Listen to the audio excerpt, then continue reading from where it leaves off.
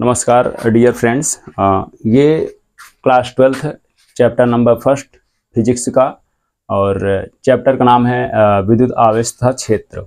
ठीक, पिछले लेक्चर में हम लोग सीखे थे इलेक्ट्रॉन, प्रोटॉन, न्यूट्रॉन के बारे में। इलेक्ट्रॉन, प्रोटॉन, न्यूट्रॉन के अलावा हम ये भी सीखे थे कि किसी वस्तु पर कितने धनावेश होते हैं, कितने ऋणावेश होते हैं, कितने या इलेक्ट्रॉन की अधिकता होने के कारण हमारा वस्तु जो है ऋणावेशित क्यों हो जाता है, इलेक्ट्रॉन की कमी होने के कारण वस्तु हमारा धनावेशित क्यों हो जाता है। इन सब चीज़ों के बारे में हम लोग पिछले लेक्चर में हम लोग डिटेल से पढ़ चुके हैं। ये नेक्स्ट लेक्चर जो है, इस लेक्चर में हम लोग सीख रहे हैं कूलॉम का नियम सीखेंगे। उसके पहले हम लोग पिछले लेक्चर के अकॉर्डिंग टू हम लोग एक क्वेश्चंस लिए हैं उसी पर टॉपिक पर। क्वेश्चन ये है कि एक वस्तु पर 80 माइक्रो कूलॉम ऋणावेश है, तो उस वस्तु पर कुल कितने इलेक्ट्रॉन अधिक होंगे।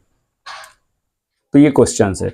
इसी से पहले दो क्वेश्चन हम लोग और किए थे, जो कि मतलब इलेक्ट्रॉन की संख्या बता रहा था और आवेश बता रहे थे। तो ये क्वेश्चन जो है इसमें थोड़ा सा और क्लियर हो जाएगा ये टॉपिक, ठीक है ना।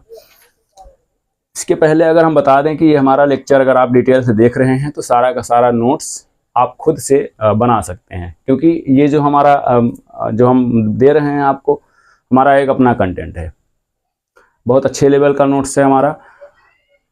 सब कुछ आपको नहीं देंगे हम, सब कुछ देने का मतलब जितना आपके क्लास 12th लेवल का है उतना आपको पूरा भरपूर मिलेगा, ठीक ना। जितना आपको चाहिए परीक्षा में जाने के लिए, जितना आपको चाहिए किसी भी कॉम्पिटिटिव एग्जाम को क्वालिफाई करने के लिए, वो इस लेवल पे आपको फिजिक्स हम दे देंगे। और हाई लेवल पे फिजिक्स पढ़ना है तो उसके लिए हम अलग से लेक्चर देंगे आपको। लेकिन अभी जो है ये क्लास 12th लेवल का है, बल्कि ये मानकर चलिए कि आपका सिलेबस हर साल कट रहा है, कुछ नया उसमें जुड़ रहा है, कुछ नया कुछ जो पुराना है वो कट रहा है। तो हम उसको ध्यान में रखते हुए ये लेक्चर आपको प्रोवाइड कर रहे हैं, ठीक है ना। तो देखिए ये क्वेश्चन नंबर जो है आपका, ये बताना चाहता है आपको कि एक वस्तु पर 80 माइक्रो कूलॉम एक वस्तु पर 80 माइक्रो कूलॉम ऋणावेश है ना, ऋणावेश है। तो उस वस्तु पर कितने इलेक्ट्रॉन अधिक होंगे, यानी इलेक्ट्रॉनों की संख्या बताना चाहता है एक प्रकार से, कितने इलेक्ट्रॉन होंगे जिस पर 80 माइक्रो कूलॉम आवेश है। तो इसके लिए देखते हैं, यानी एक वस्तु पर 80 माइक्रो कूलॉम ऋणावेश है। ऋणावेश यानी कूलॉम दे दिया है आपको, तो क्यों बराबर तो आपको दे दिया है, यानी 80 माइक्रो कूलॉम, ये होता है माइक्रो का साइन। 80 माइक्रो कूलॉम ऋणावेश है, ठीक। अगला क्वेश्चन, तो उस वस्तु पर कितने इलेक्ट्रॉन अधिक होंगे, ठीक। क्योंकि वैल्यू आपको दिया हुआ है, इलेक्ट्रॉन, नंबर ऑफ इलेक्ट्रॉन आपको बताने हैं, कितने इलेक्ट्रॉन अधिक होंगे, जबकि एक इलेक्ट्रॉन का आवेश 1.6 इंटू 10⁻⁻19 कूलॉम होता है। ये हो गया। तो यहां से अगर हम देखें तो ये आपको दिया गया है, और यहां से अगर हम हल करें इसी को, तो हल करेंगे तो हमारे पास फार्मूला जो होगा क्या है, Q बराबर Ne, प्लस माइनस लगता है लेकिन हम यहाँ पे Ne, number of electron find करेंगे तो N बराबर Q अपॉन E। क्यों जो है वो आपको दिया हुआ है 80 माइक्रो कूलॉम। अब एक काम यहां पे करना है, माइक्रो कूलॉम क्या है, होता क्या है, milli coulomb, micro coulomb, nano coulomb और पीको कूलॉम। 4 तरह के आपके कूलॉम आपके सामने आएंगे। ये जैसे जैसे आपका लेक्चर आगे बढ़ेगा, जैसे जैसे आपका टॉपिक आगे बढ़ेगा, जैसे जैसे आप चैप्टर क्लियर करते जाएंगे, ये कूलॉम अलग अलग तरीके से आपके सामने फेस करता रहेगा। तो इसके बारे में हम पहले से ही आपको बता दे रहे हैं। देखिए, माइक्रो कूलॉम, मिली कूलॉम, नैनो कूलॉम और पीको कूलॉम। जैसे अगर हम बात करें यहाँ पे, तो एक माइक्रो कूलॉम में होते हैं, या फिर मिली कूलॉम से शुरुआत करते हैं। मिली कूलॉम, एक मिली कूलॉम में 10 की पावर -3 कूलॉम आवेश होते हैं, ठीक। एक मिली कूलॉम में 10 की पावर 3 कूलाम आवेश होते हैं। फिर 1 माइक्रो कूलाम में 10 की पावर माइनस 6 कूलाम आवेश होते हैं। 1 नैनो कूलाम में 10 की पावर माइनस 9 कूलाम आवेश होते हैं। 1 पीको कूलाम में 10 की पावर माइनस 12 कूलाम होते हैं।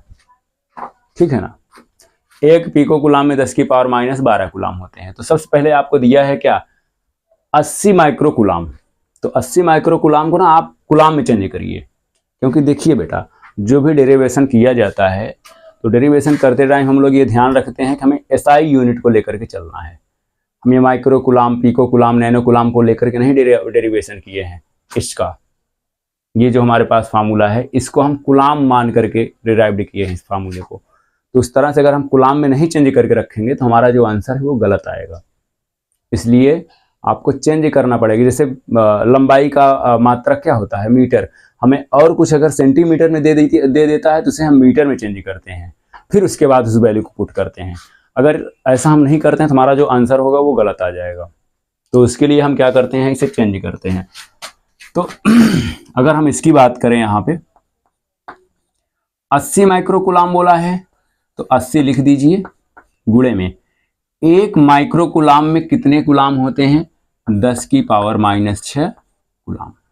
बस इतना ही करना। अच्छा, यहाँ पे अगर मिली कूलाम दिया होता तो 80 लिख करके उसके आगे 10 की पावर माइनस 3 कूलाम कर देते। यहीं पे अगर नैनो कूलाम दिया होता तो 10 की पावर माइनस 9 कर देते गुणा में 80 के। अगर यहीं पे पीको कूलाम दिया होता तो 10 की पावर माइनस 12 कूलाम कर देते हम यहीं पे। बहुत आसान है। तो ये हमारे पास हो गया 80 गुणे 10 की पावर माइनस 6 कूलाम हो जाएगा। तो हम यहाँ पे क्यू की वैल्यू क्या रखेंगे, 80 गुणे 10 की पावर माइनस 6 कूलाम अपॉन में ई की वैल्यू, एक इलेक्ट्रॉन पर कितने आवेश होते हैं, 1.6 into 10 to the power minus 19 coulomb ये होता है। तो कूलाम से कूलाम कट जाएगा। तो n बराबर अगर देखें हम, तो यहाँ से अगर हम पॉइंट हटा देते हैं तो ये हमारे पास 0 यहाँ पे इंक्रीज हो जाएगा। एक थोड़ा सा पीछे लिख देते हैं हम इसको, 80 था, एक 0 और आ गया, तो 16 पंजे 80 और एक 0, ये 50 आ गया। तो अगर 50 आ गया तो 50 लिख देंगे गुणे 10 की पावर माइनस 6 इसके साथ लिखा हुआ है। ये बेटा 10 की पावर माइनस 19 है। अगर हम मल्टीप्लाई में लिखेंगे तो आ जाएगा 10 की पावर प्लस 19। ये हो गया। अब क्या हुआ, n बराबर ये 50 आपका रहेगा, बेस आपका सेम है तो गुणे में बेस आप ले लेंगे, प्लस माइनस जो साइन है वो घट जाएगा, यानी कि ये आ जाएगा 13। अब 13 तो आया है, लेकिन अभी हम इसको अगर सिस्टमेटिक ऑर्डर में करें यानी साइंटिफिक नोटेशन में चेंज करेंगे तो n इज इक्वल टू आ जाएगा आपका, यहाँ पे कुछ नहीं है तो पॉइंट आपका ये मल्टीप्लाई में है, पॉइंट आपका यहाँ पे है, और पॉइंट को हम एक डिजिट आगे लाएंगे यानी 5.0 इंटू 10 टू द पावर 13 है। ये एक डिजिट आगे आया है पॉइंट, इसलिए यहाँ पे आगे एक जुड़ जाएगा। एक डिजिट आगे आने का मतलब 0 से आगे आ गया है। एक डिजिट के बाद पहले लगा देते हैं और बाकी सारे डिजिट हम आगे खींच लाते हैं। तो ये हमारा पॉइंट आ गया। तो ये हमारे पास n is equal to 5.0 into 10 to the power minus 13 हो गया। नंबर ऑफ इलेक्ट्रॉन ये है, यानी 5 1 मिनट बेटा, 13 है ये ना, 14 होगा, ठीक। यानी कि 5 गुणे 10 की पावर 14 इलेक्ट्रॉन होंगे किसमें, 80 माइक्रो कूलाम आवेश में, ठीक। तो इसको नोट करिए, फिर आगे हम लोग सीखते हैं कूलाम का नियम।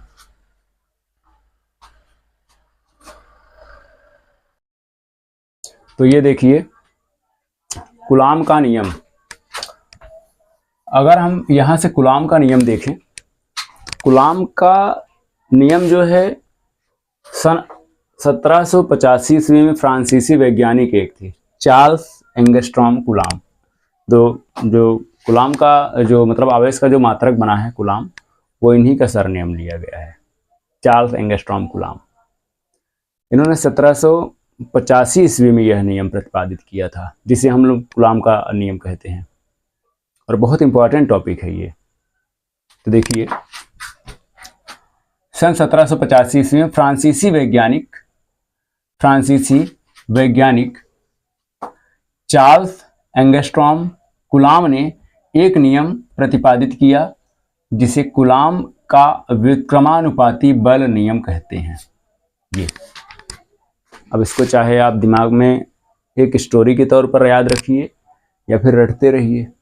हम तो कहेंगे रटिए मत, समझिए चीज़ों को, सोचिए। हम इसलिए लिख देते हैं ना, ये सब लिखने में समय जो जाएगा इससे अच्छा हमारा आगे कंटेंट प्रोवाइड करेंगे हम आपको। तो ये बहुत बड़ी बात नहीं है, इसको समझ लीजिए आप अच्छे से। अब इसको देखिए, इस नियम के अनुसार दो बिंदु आवेशों के मध्य लगने वाला इस नियम के अनुसार दो बिंदु आवेशों के मध्य लगने वाला आकर्षण या प्रतिकर्षण बल उन दोनों बिंदु आवेशों के परिमाण के गुणनफल के अनुक्रमानुपाती होता है। ठीक, तथा बीच की दूरी वर्ग के व्युत्क्रमानुपाती होता है। बीच की दूरी के वर्ग के व्युत्क्रमानुपाती होता है। यही कुलाम का व्युत्क्रम वर्ग नियम कहलाता है। बस इसको आप अच्छे से याद रखिए और बाकी आगे का डेरिवेशन जो होगा उसे हम कंटिन्यू कर रहे हैं। कहना क्या चाहता है कुलाम का नियम, देखो ये पूरा स्टेटमेंट जो दुनिया भर की यहाँ पे भसड़ मचा रखी है, तो ये होगा क्या इस नियम के अनुसार दो बिंदु आवेश होते हैं। यहाँ पे माना दो बिंदु आवेश Q1 तथा Q2, Q1 तथा Q2 हैं, जिनके बीच की दूरी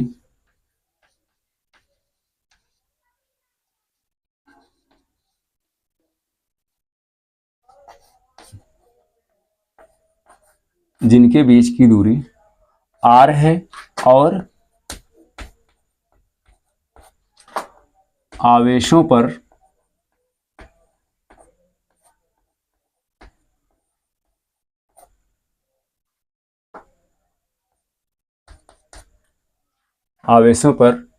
लगने वाला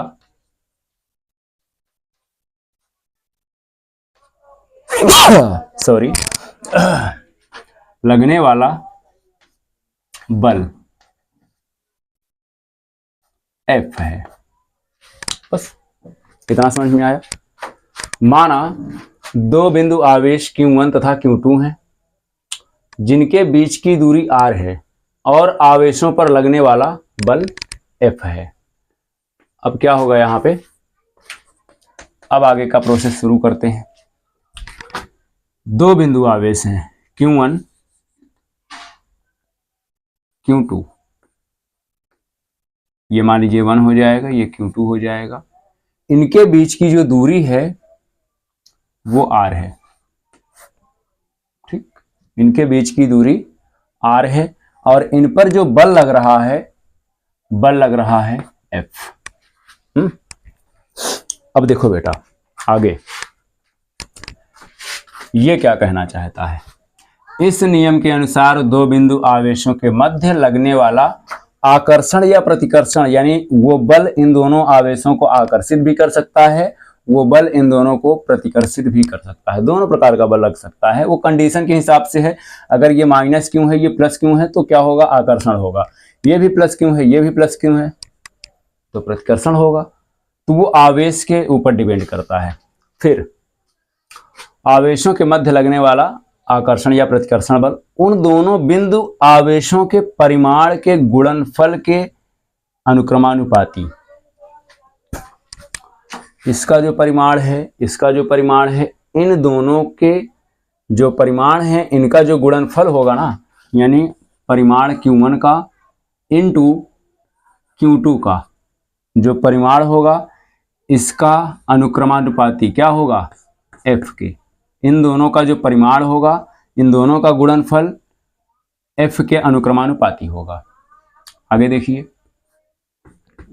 इसको हम इक्वेशन फर्स्ट बोल सकते हैं। इक्वेशन बेटा बोल सकते हैं, ये मत सोचिएगा कि हम left hand side right hand side नहीं थी, इक्वेशन कैसे बोले, काहे नहीं, left hand side right hand side है ना, यहाँ पे F उधर इधर, वो बाद में तो कांस्टेंट आ ही जाएगा, तो क्या दिक्कत है, बोल सकते हैं इसे।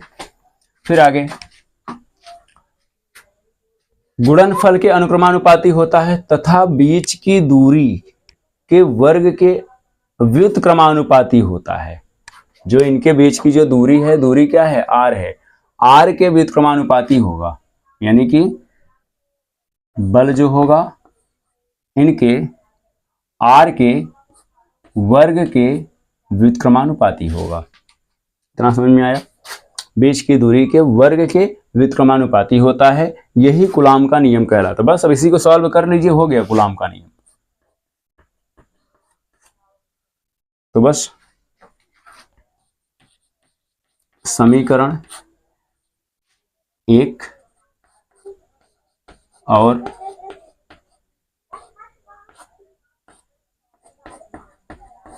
दो से F अगर हम लें तो इनका संयोजन से F और फिर ये और फिर Q1 into Q2 upon R square. अगर बेटा हम इसको हटाते हैं यहां से, तो ये हटने के बाद क्या लग जाएगा, F is equal to K Q1 Q2 upon R square, K Q1 Q2 upon R square. यदि K अगर मान लीजिए कि K एक के बराबर अगर 1 कर दें हम, तो K का जो मात्रक होता है वो 1 पर निर्भर करता है। SI मात्रक जो होता है 1 होता है। अच्छा 1 क्यों होगा, उसकी बात अभी हम बाद में कर लेंगे। अगर K बराबर 1 रखते हैं तो हमारे पास 1 रखने के साथ साथ एक वैल्यू आती है 1/4 पाई एप्सिलॉन नॉट, जिसका वैल्यू होता है 9 × 10⁹ होता है। तो 1/4 पाई एप्सिलॉन नॉट हम कर देते हैं अभी, ठीक।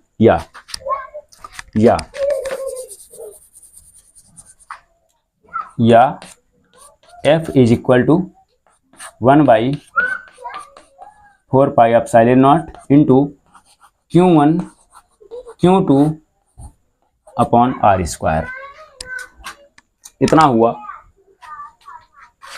तो ये आपका जो है ना कूलाम के व्युत्क्रम नियम हो गया। बहुत इजी है, बस इतना अगर आप कर देते हैं ना, है तो बहुत लेंदी। और भी ज़्यादा अगर डीप में जाएंगे तो हम आपको लेके चल रहे हैं। अभी तो ये केवल कूलाम के नियम का एक परिचय है। जब इनका हम और डीप में आपको लेके जाएंगे ना, तब आपको समझ में आएगा कि वाह वो कूलाम का नियम वाकई में कुछ है। तो बस ये तो नंबर दिलाने वाली बात हुई कि 5 नंबर 6 नंबर का आ जाए, तो इतना कर दोगे तो 5 नंबर 6 नंबर तुम्हारा आ गया, कंप्लीट हो गया। और इसका जो मात्रक होगा न्यूटन मीटर स्क्वायर प्रति कूलाम स्क्वायर। मात्रक होगा न्यूटन मीटर स्क्वायर प्रति कूलाम स्क्वायर। अच्छा ये जो बेटा है वो एप्सिलॉन नॉट है। एप्सिलॉन नॉट का मतलब क्या हो गया, निर्वात की विद्युतशीलता। निर्वात की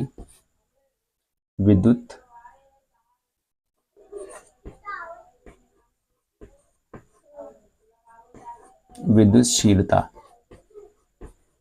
निर्वात की विद्युतशीलता। अगर हम यहाँ पे एप्सिलॉन नॉट की अगर वैल्यू देखें तो हमारे पास एप्सिलॉन नॉट की वैल्यू होती है 8.854 × 10⁻12 कूलाम प्रति न्यूटन मीटर स्क्वायर।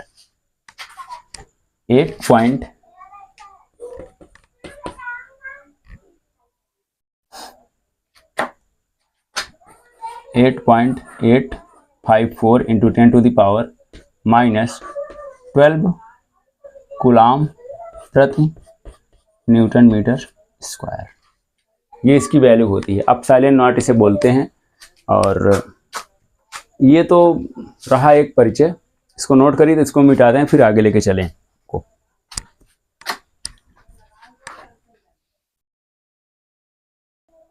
देखिए, अगर हम देखें अब यहाँ पे, तो कूलाम के नियम में हमारे पास इसका जो फार्मूला हमने डिराइव किया, F बराबर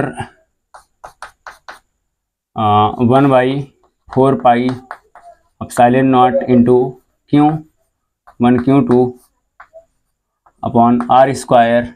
इसका मात्रक की बात करें तो न्यूटन मीटर स्क्वायर प्रति कूलाम स्क्वायर, ये आया न्यूटन मीटर स्क्वायर प्रति कूलाम स्क्वायर। ये जो आया है आपका फार्मूला हो गया। अब हम कई बार ऐसा देखते हैं कि यदि k बराबर 1 मान ले, तो अब स्कूल में पढ़ने को मिल जाएगा, टीचर्स ऐसे ही बोल देते हैं, यदि k बराबर 1 मान ले तो, यदि k का मान 1 है तो, या फिर k की जगह पर कोई कांस्टेंट लेके चलते हैं, उसको कहेंगे यदि इसका मतलब 1 हो जाए तो। k का मतलब 1 क्यों होता है पता है?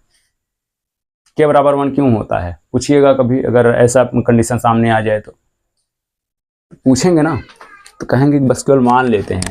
बहुत लंबी प्रक्रिया इसके पीछे करनी पड़ेगी, तब आपको पता चलेगा कि k का मान 1 होता है। ऐसा हम नहीं स्कूल में बोला जाएगा, कोचिंग में बोला जाएगा, या फिर जो टीचर बस बिना होमवर्क किए ऐसे चला आया है पढ़ाने, पिछली चीज़ें पढ़ा नहीं है, सामने की चीज़ें जो है उसे दिखावा कर रहा है कि ये इतनी हैवी है, इतनी हैवी है, इतनी कुछ नहीं हैवी है यार, बहुत आसान है। अब देखिए, अगर हम यहाँ पे देखें, यदि k बराबर 1 है तो, अब आप सोच रहे हैं सर आप भी तो कह रहे हैं k बराबर 1 है, तो हम k बराबर 1 है तो उसके पीछे क्यों है उसको भी बता रहे हैं। ठीक, k बराबर 1 है तो देखो हमारे पास होता क्या है ना, k इक्वल होता है किसके, 1/4 epsilon not newton metre square प्रति कूलाम स्क्वायर। ये इसका मात्रक होता है, एक प्रकार से ये साई मात्रक है, न्यूटन मीटर स्क्वायर प्रति कूलाम स्क्वायर। अब अगर हम बेटा यहाँ से देखें तो जो 1/4 एप्सिलॉन नॉट की जो वैल्यू होती है, वो वैल्यू हो जाती है 1/4 एप्सिलॉन नॉट की जो वैल्यू होती है वो हो जाती है 9 × 10⁹। ठीक, ये इसकी वैल्यू हो जाती है। और अगर हम न्यूटन को देखें ना, तो सीजीएस मात्रक न्यूटन का क्या है, ये एसआई मात्रक है, बल का मात्रक न्यूटन। तो बल का सीजीएस मात्रक क्या है, देखिए 1 न्यूटन बराबर होता है 10⁵ डाइन, 10⁵ डाइन, 10⁵ डाइन हो गया 1 न्यूटन बराबर। अगर 1 मीटर बराबर देखें तो 10⁵2 सेंटीमीटर हो जाएगा। 1 कूलाम में अगर हम देखें तो 1 कूलाम में हमारे पास, 1 कूलाम में कितने स्टेट कूलाम होते हैं, 1 कूलाम में हमारे पास, 1 कूलाम में 3 × 10⁻9 स्टेट कूलाम।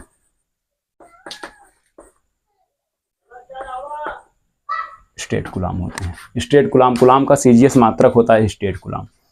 तो 3 × 10⁻9 स्टेट कूलाम होते हैं। बस अब इसी की वैल्यू को क्या कर देना है, हमें यहाँ पे पुट कर देना है और कुछ नहीं करना है। अब अगर हम यहाँ पे लिखें तो k बराबर 1/4 एप्सिलॉन नॉट की वैल्यू 9 × 10⁹ इंटू न्यूटन, 1 न्यूटन बराबर 10⁵5 डाइन, तो एक ही तो न्यूटन है यहाँ पे, 2 न्यूटन तो है नहीं, 10⁵5 डाइन। मीटर, 1 मीटर बराबर 10⁻2 सेंटीमीटर, तो यहाँ पर 10⁻2 मीटर स्क्वायर के ऊपर गुणा है तो इसके ऊपर भी, सॉरी स्क्वायर है तो यहाँ पे भी स्क्वायर आ जाएगा, अपॉन कूलम्ब स्क्वायर। 3 गुणे 10 की पावर 9, इसको 2 बार लिख दीजिए क्योंकि कूलम्ब है तो 2 बार है, तो इसको भी 2 बार लिख दीजिए। 3 गुणे 10 की पावर 9 स्टेट कूलम्ब, कूलम्ब का सीजीएस मात्रक स्टेट कूलम्ब। अब अगर हम देखें तो के बराबर 3 से 3 तियां 9, फिर 3 तियां ये कट गया ना, 3 से 3 त्रिका 9 और फिर इसके बाद कट गया। 10 की पावर 9 से ये हमारा कट गया। अब क्या बचा, 10 की पावर 5 गुणे 10 की पावर 2 का मतलब हो जाएगा 4, ऊपर गुणा हो जाएगा, 2 2 4 और ये हमारे पास 10 हो गया, और 10 की पावर 9 हो गया। तो के बराबर हमारे पास ये, अगर हमारे पास बेस सेम है तो बेस ऐड कॉमन हो जाएगा और पावर जो होंगी जुड़ जाएंगी, बटे में क्या हो जाएगा 10 to the power 9। 10 to the power 9 से 10 टू द पावर 9 कट गया, तो के बराबर आपका क्या आ गया 1। यहां से निकल के आया बेटा के बराबर 1। तो हमने क्या किया है ना, के बराबर 1 ऐसे ही उड़न टप्पू नहीं मान लिया है। के बराबर 1 के पीछे एक प्रोसेस है, हम उसे सीजीएस मात्रक में चेंज करेंगे जो हमारा एसआई मात्रक है, तो फाइनली जो हमारा 1 निकल के आएगा वो के इक्वल होगा। एक प्रकार से आप बोल सकते हैं के का एसआई मात्रक 1 है, सीजीएस मात्रक सॉरी, इसलिए हम के बराबर 1 मान लेते हैं। अब आगे का देखिए, मतलब इसका के बराबर अगर 1 है, अच्छा अगर आप लिखना चाहें ना तो के का ऐसा भी एक मात्रक होता है, लिख सकते हैं क्या लिखेंगे आप, डाइन सेंटीमीटर स्क्वायर अपॉन में स्टेट कूलम्ब, ये भी हो सकता है के बराबर 1 की जगह पे। तो इसके पीछे का ये प्रोसेस है। अब अगर हम देखें यहां पर तो कूलम्ब के नियम की सीमाएं, कूलम्ब के नियम की सीमाएं जो होती हैं, कूलम्ब केवल बिंदु आवेशों के बीच लागू होता है। कूलम्ब के नियम की सीमा की अगर बात करें तो इसको नोट कर लीजिए आप, तो फिर हम लिख देते हैं।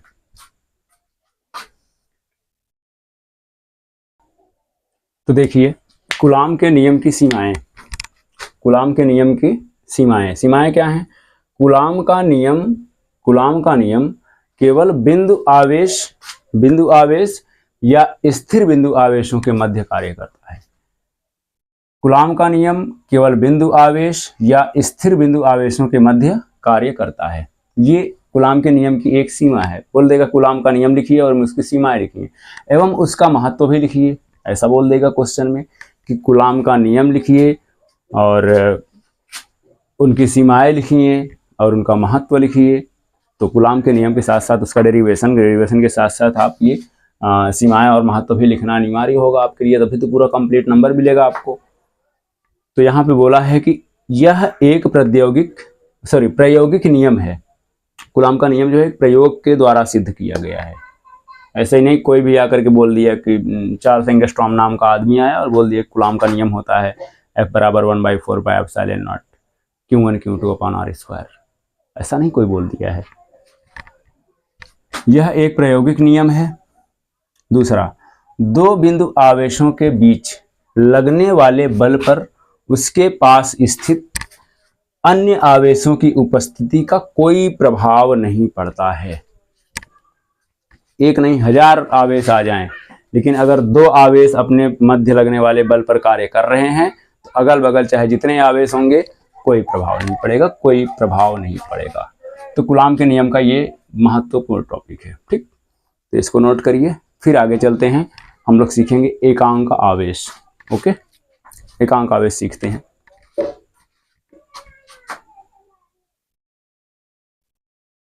तो देखिए एकांक आवेश, एक कूलम्ब वह आवेश है जो अपने ही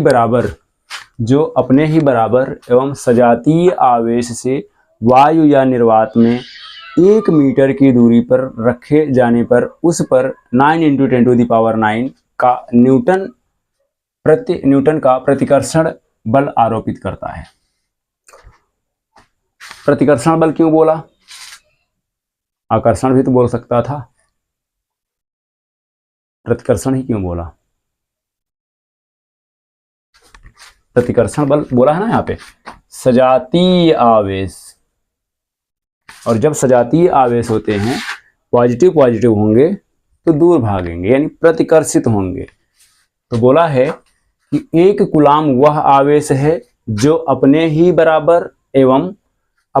बराबर एवं सजातीय आवेश से वायु या निर्वात में, निर्वात अलग होता है वायु अलग होता है, लेकिन फिर भी बोला है वायु या निर्वात। निर्वात मतलब जहां पे हवा भी ना हो, वायु का मतलब जहां पे हवा हो। ठीक, वायु या निर्वात में 1 मीटर की दूरी पर रखे जाने पर 1 मीटर की दूरी पर रखे जाने पर 9 × 10⁹ न्यूटन का प्रतिकर्षण बल आरोपित करता है। समझिए ध्यान से। मान लीजिए कि हमारे पास दो सजातीय आवेश हैं Q1 और Q2, ये भी प्लस है ये भी प्लस है। इनके बीच की दूरी जो है, अगर इस पर 1 कूलाम आवेश है, इस पर भी 1 कूलाम आवेश है, तो इनके बीच की दूरी भी क्या है, 1 मीटर है। तो इस पर जो बल लगेगा ना बेटा, प्रतिकर्षण बल जो लगेगा, कितने न्यूटन का लगेगा, 9 × 10⁹ न्यूटन का बल लगेगा। और 9 × 10⁹ न्यूटन बल लगने का मतलब क्या हो जाएगा, वो एकांक आवेश कहलाएगा।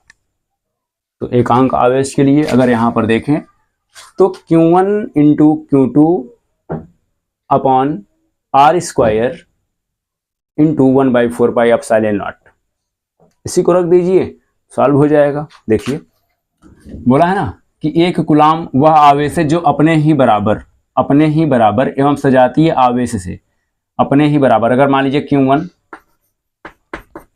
1 कूलाम आवेश लिया है तो Q2 भी 1 कूलाम आवेश लेगा, और इनके बीच की दूरी भी क्या है, 1 मीटर है। बस हो गया। तो फिर कूलाम के नियम से,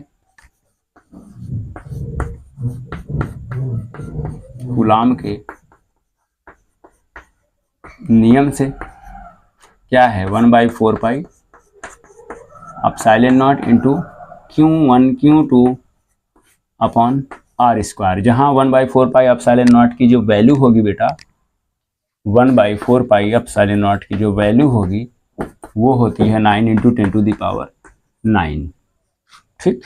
तो F बराबर इसकी जगह पे ये वैल्यू पुट कर देंगे 9 × 10⁹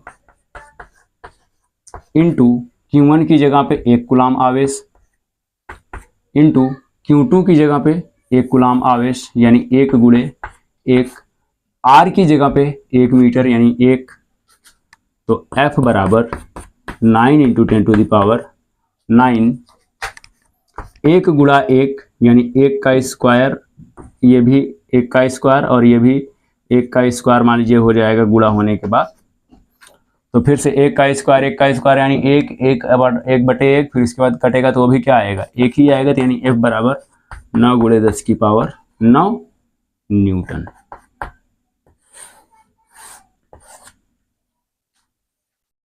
ठीक, इतने न्यूटन का बल आरोपित करेगा। समझ रहे हैं? बहुत आसान है पढ़ना, फिजिक्स पढ़ना तो हमें लगता है बहुत आसान है। एक बार अगर आपको मजा आ गया, इससे बेहतर और कोई सब्जेक्ट ही आपको नहीं लगेगा। मैथ हो गया, फिजिक्स हो गया, ये सब तो स्टडी की जान है यार, और बाकी तो सब कहानियां हैं, और बाकी जो पढ़ेंगे कहानियां हैं। गेम तो इसमें असली गेम है, असली मजा तो इसमें है। गेम तो हमें इसमें खेलना है। ठीक, आगे देखते हैं। अब इसको नोट करिए।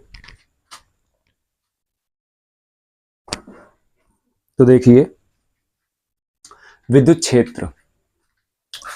क्षेत्र किसी बिंदु आवेश के चारों ओर का वह क्षेत्र जहां तक उसका प्रभाव होता है या उसका अनुभव होता है, यह उसका विद्युत क्षेत्र कहलाता है। किसका? जहां पर विद्युत क्षेत्र का हम अनुभव कर सकते हो, थोड़ा बहुत झंझनाहट फंझनाहट कुछ भी हो जाए, विद्युत क्षेत्र हो जाएगा। या प्रभाव देखने को मिले आपको, तो ये क्या कहलाता है? विद्युत क्षेत्र कहलाता है। अब बात करते हैं विद्युत क्षेत्र की तीव्रता की। विद्युत क्षेत्र की तीव्रता विद्युत क्षेत्र में परीक्षण धनावेश पर, परीक्षण ये हमारी सबसे बड़ी कमजोरी है, सबसे बड़ी कमजोरी यही है, थोड़ा बहुत मिस हो जाता है वर्ड, ठीक है ना। तो इसके लिए हमें माफ़ करिएगा और आगे अपना कंटेंट पर ध्यान दीजिएगा, ठीक है ना। इसलिए हम बोलते रहते हैं अपने से अपना करप्शन हमारा जो है उसको सही कर लीजिएगा। विद्युत क्षेत्र में परीक्षण धनावेश पर लगने वाले बल और स्वयं परीक्षण धनावेश के अनुपात को विद्युत क्षेत्र की तीव्रता कहते हैं। इसे प्रदर्शित करते हैं। अब देखिए, विद्युत क्षेत्र की तीव्रता कहते हैं। तो अगर हम देखें यहाँ पर, तो विद्युत क्षेत्र की तीव्रता का मतलब क्या हो जाएगा?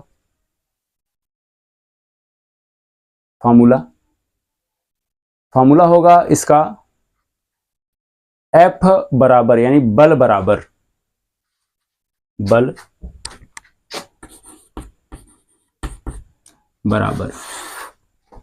एकांक धनावेश पर लगने वाला बल, या फिर परीक्षण धनावेश पर लगने वाला बल। परीक्षण धनावेश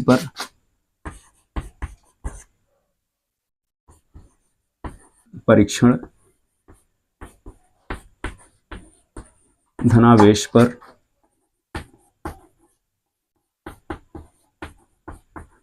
लगने वाला बल बटे में परीक्षण आवेश।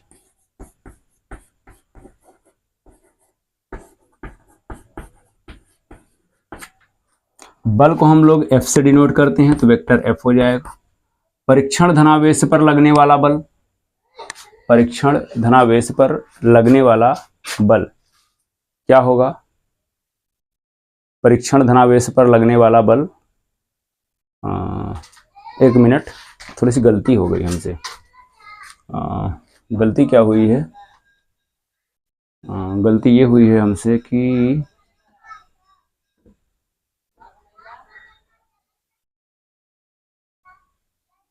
यहाँ पर हमारे पास, हाँ एक मिनट, विद्युत क्षेत्र की तीव्रता होगी बेटा, ठीक, विद्युत क्षेत्र की तीव्रता, वही तो हम सोच रहे हैं।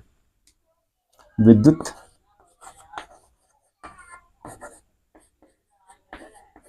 क्षेत्र की तीव्रता, तो विद्युत क्षेत्र की तीव्रता को हम किससे डिनोट करेंगे? वेक्टर ए से।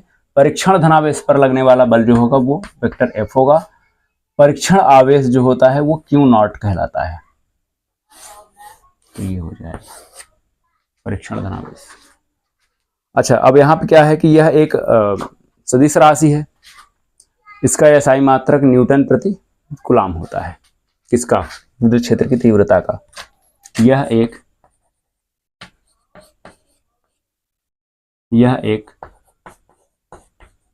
सदिश राशि है, ठीक। इसका SI मात्रक न्यूटन प्रति कूलाम है, ठीक। और इसका विमीय सूत्र जो होता है,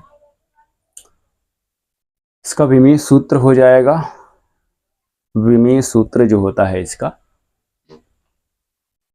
अगर विमीय सूत्र की बात करें तो हम विमीय सूत्र का डेरिवेशन कर देते हैं बेटा। यहाँ पे देखो,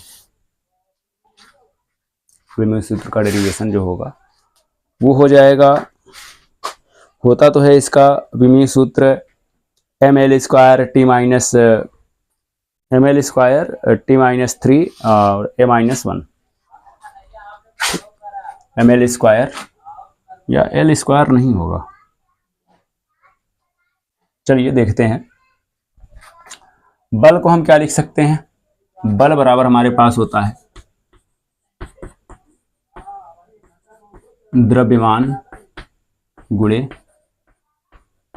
त्वरण। बल बराबर हमारे पास हो जाएगा द्रव्यमान गुणे त्वरण। अच्छा, बल बराबर हो जाएगा द्रव्यमान गुणे त्वरण। तो बेटा त्वरण बराबर क्या होता है हमारे पास? त्वरण बराबर होता है वेग में परिवर्तन बटा समय, और वेग बराबर हमारे पास क्या होता है, विस्थापन बटा समय।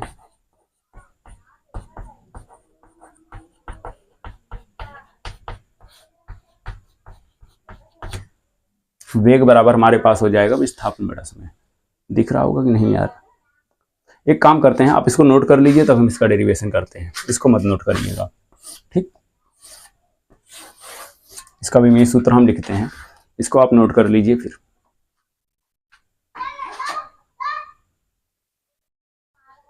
तो देखिए, विद्युत क्षेत्र की तीव्रता का विमीय सूत्र यहां पे लिखते हैं। विद्युत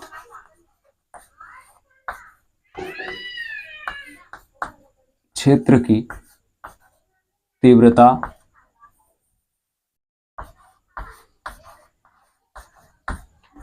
का विमीय सूत्र।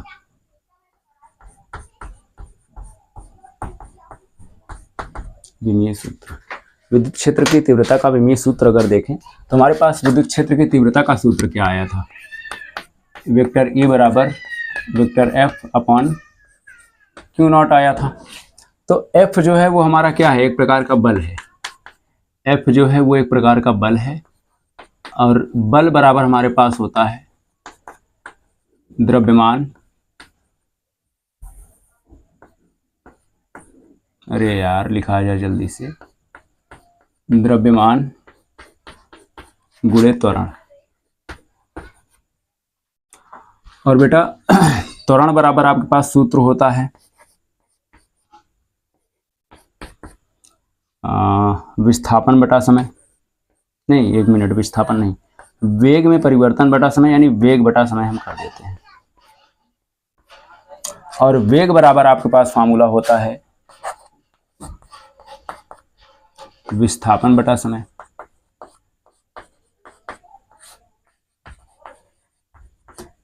और यहीं पे आपका यहाँ पे आवेश दिया हुआ है, आवेश बराबर आपके पास फार्मूला होता है धारा गुणे समय। धारा गुणे समय हो गया। तो अगर हम बल से यहां से शुरुआत से देखना चाहें तो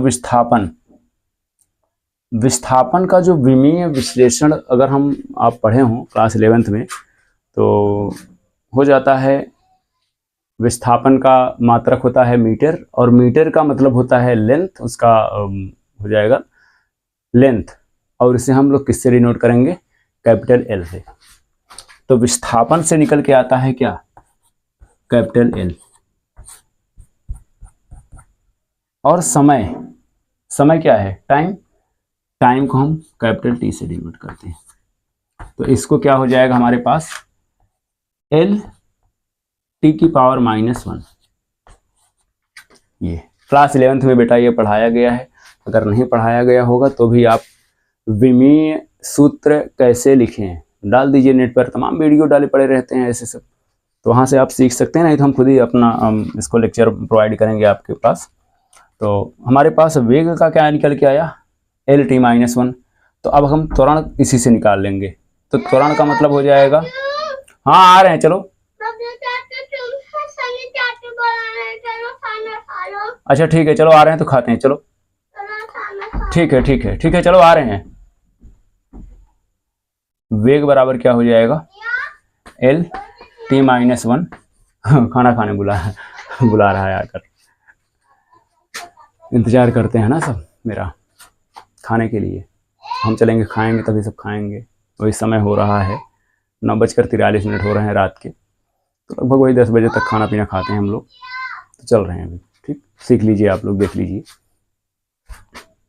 एल टी -1 बटे में समय क्या है, टाइम, ये आपका रहेगा। तो बेटा ये हो जाएगा हमारे पास एल टी -1 इंटू में ये टी साथ में जब आया तो पावर लग गया वहां पे, तो इसको हम क्या लिख सकते हैं, एल टी -2 कहां से निकल के आया, किसका, त्वरण का। अब क्या है, बल का हम निकालेंगे यहाँ से, तो बल का जो निकल के आएगा द्रव्यमान गुणे त्वरण। द्रव्यमान गुणे त्वरण का मतलब क्या हो जाएगा, द्रव्यमान का क्या द्रव्यमान का क्या होगा, कैपिटल एम, एम फॉर होता है मास, इसलिए हम इसे एम से डिनोट करते हैं, इनटू त्वरण। त्वरण का क्या है, एल टी माइनस 2, ये है। अगर हम इसको फाइनली लिखेंगे तो बल का जो निकल के आएगा, बल का निकल करके आएगा M L T minus 2। Reason क्या है, इस ब्रैकेट में बल है, इसमें इसमें एम है, इसमें एम नहीं है, तो एम आ गया, एल टी की पावर माइनस 2 ये एज इट इज ऐसे ही आ गया। इतना हुआ, तो बल का इस तरह से निकल करके तो आ गया। यानी आप क्या कर सकते हैं, बल की जगह पे क्या लिख सकते हैं, एम एल टी माइनस 2 और ये स्क्वायर ब्रैकेट क्लोज अपॉन में क्यू नॉट। क्यू नॉट क्या है, एक प्रकार का आवेश है, और आवेश बराबर हमारे पास क्या होता है, धारा गुणे समय होता है। और धारा गुणे समय में अगर हम देखें तो धारा को एम्पियर कहते हैं, ए से हम डिनोट करेंगे इसे, समय को हम टी कहते हैं तो इसे टी से डिनोट करेंगे। अब क्या है, अब है क्या यहाँ पे हमारे पास, ये जो है ए और टी यहाँ पे आ जाएगा, ए टी। अगर ए और टी का हम मल्टीप्लाई करते हैं तो हमारे पास ये आ जाएगा, और फिर फाइनली बेटा ये हो जाएगा हमारे पास M L T minus 2 multiply A minus 1 T minus 1। Minus क्यों हुआ, क्योंकि इसकी पावर कुछ नहीं है तो 1 है, और जब मल्टीप्लाई में जाएगा तो ए की पावर -1 टी की पावर -1 हो जाएगा। तो अब क्या करना, बस लिख देना है, एम इसमें है इसमें नहीं है, तो एम ऐसे ही लिखिए, एल इसमें है इसमें नहीं है, एल भी लिख दीजिए, टी की पावर -2 इसमें है, टी की पावर माइनस इसमें है, यानी पावर जो है ऐड हो जाएगा, तो टी की पावर जो होगी -3 हो जाएगी। ए की पावर -1 इसमें है इसमें नहीं है, तो ए की पावर -1 एज इट इज ऐसे ही उतार देंगे। तो इस तरह से जो आपका वैद्युत क्षेत्र की तीव्रता का जो विमीय सूत्र निकल कर आएगा, वैद्युत क्षेत्र की तीव्रता का जो विमीय सूत्र निकल करके आएगा वो होगा एम एल टी -3 ए -1, ये होगा बेटा। इतना सारा प्रोसेस करने के बाद आया। अब बाकी क्या होगा, ऐसे ही लिखवा देंगे, ये इसका विमीय सूत्र होता है। सच बताएं तो हम भूल गए थे, याद अब कितना याद रखेंगे, काफ़ी चीज़ें मतलब दिमाग में आती रहती हैं, भूलते रहते हैं, आते रहते, लेकिन आपके पास बेटा तरीका होना चाहिए। हमारा मतलब ये नहीं रटवाना, हमें भूल गए थे, डिराइव्ड कर दिए, फिर से निकल के आ गया, तो तरीका रखिए। अगर आपके पास तरीका रहेगा ना तो अटैक तो ऐसे ही कर देंगे आप, समझ, करत करत अभ्यास के जड़ मत होती सुजान। तो अभ्यास करिए, अभ्यास से बड़ा और कुछ नहीं है, कितनी बार नहीं आएगा, करेंगे हम, लगे रहेंगे, कैसे नहीं आएगा। जितना आप अभ्यास करेंगे, मैथ फिजिक्स ये सब क्वेश्चंस ऐसे होते हैं, इनका डेरिवेशन ऐसा होता है कि आप अभ्यास से ही आप महान बन सकते हैं किसी भी चीज़ में। तो इनका भी अभ्यास करिए, जीत लेंगे इन्हें आप, ठीक। तो जो अगला जो लेक्चर होगा उसमें हम लोग सीखेंगे आगे के क्वेश्चंस और कुछ डेरिवेशंस। तो आज का लेक्चर यहीं तक, बाकी कल के डेट में क्लास चलेगी। Okay dear, bye, take care, good night.